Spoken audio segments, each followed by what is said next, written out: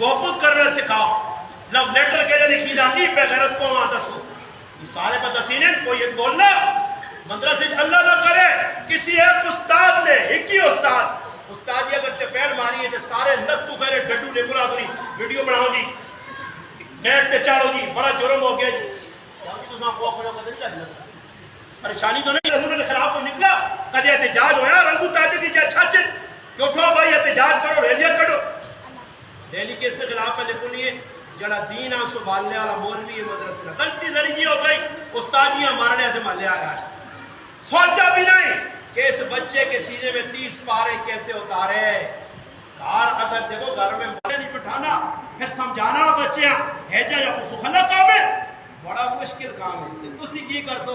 आज खत्मे कुरान है ना हां उस्ताद को बात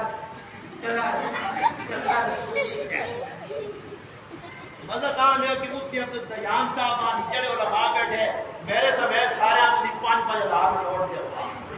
कि मैं आपका माशाल्लाह जी कुरान में अदब कीता है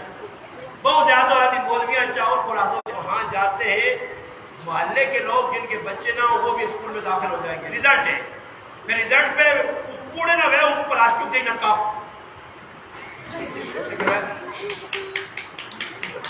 लगे फिर मैं